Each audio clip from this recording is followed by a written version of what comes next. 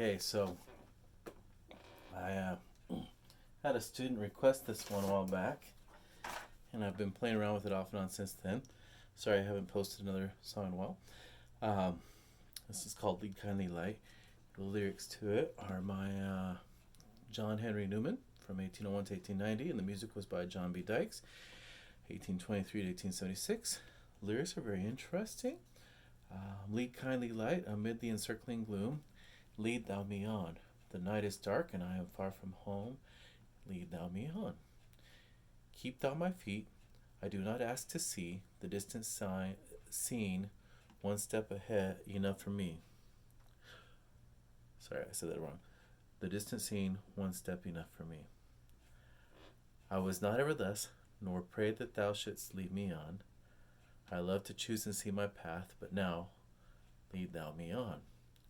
I loved the garish day, and spite of fears, pride ruled my will, remember not past years.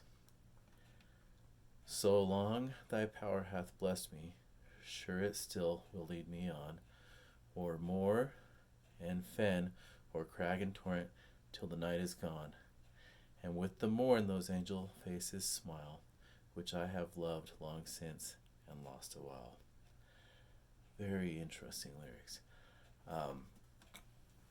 Reminded me of a Henry B. Eyring talk from last conference that I just re-listened to earlier today, where he talks about just letting the Lord, being prepared to just follow the Lord, right? So this is the story you might remember if you've watched the recent General Conference from 6 months ago. He says, I experienced the same feeling when I was married in the Logan, Utah temple. President Spencer W. Kimball performed the sealing. In the few words he spoke, he gave this counsel. Hal and Kathy, live so that when the call comes, you can walk away easily. And he said those few words. I saw clearly in my mind, in full color, a steep hill and a road leading up to the top. A white fence ran on the left side of the road and disappeared into a row of trees at the top of the hill. A white house was barely visible through the trees. 1 year later, I recognized that hill as my father-in-law drove us up that road. It was in detail what I saw when President Kimball gave this counsel in the temple. Now, that's very interesting to me. So he saw the detail, but only like one step ahead so far. But he was told to live so that when the call came, he could easily move on, right?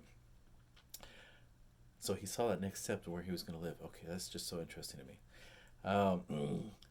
When we got to the top of the hill, my father-in-law stopped by the White House. He told us that he and his wife were buying the property and that he wanted his daughter and me to move in the guest house. They would live in the main house just a few feet away. So during the 10 years we lived in that lovely family setting. My wife and I would say almost every day we had better enjoy this because we aren't going to be here for long. Excuse me. Anyhow, really interesting. 10 years, but they still remember that counsel. Excuse me, allergies kicking in suddenly. Then he says, a call came from the Church Commissioner of Education, Neil A. Maxwell. The warning given by President Kimball to be able to walk away easily became a reality. It was a call to leave what seems to be an idyllic family situation to serve in an assignment in a place that I knew nothing about. Our family was ready to leave that blessed time and place because a prophet in a holy temple, a place of revelation, saw a future event for which we were then prepared. So interesting. So I think that President Eyring is a great example of somebody actually knows how to be led by the Lord, who's the light of the world. It reminds me of another verse in Doctrine and Covenants, section 50, verse 24.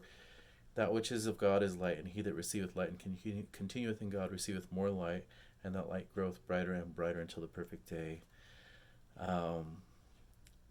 I can just imagine you get into where you know how to follow the Spirit guiding you. President Eyring obviously being a great example of somebody who knows how to do that.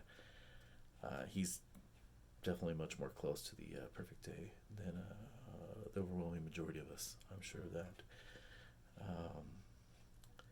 But receive the light. Wait for it, watch for it. You don't know when you're going to be told what. Seems to be the counsel of this story, and seems to be the statement of this tune. This tune also seems to confess that there was a time when the person just kind of wanted to be in charge of their own life completely and wasn't very open minded to the guidance of the Spirit or something, what have you. So, anyhow, since there's a little bit of that hint of darkness, I thought it'd be appropriate. I'm going to play a couple more verses, one in minor and one in major. All right. But anyhow, yeah, I have a testimony that the Lord leads me, by the way, and I just wanted to share that too. In the name of Jesus Christ, amen.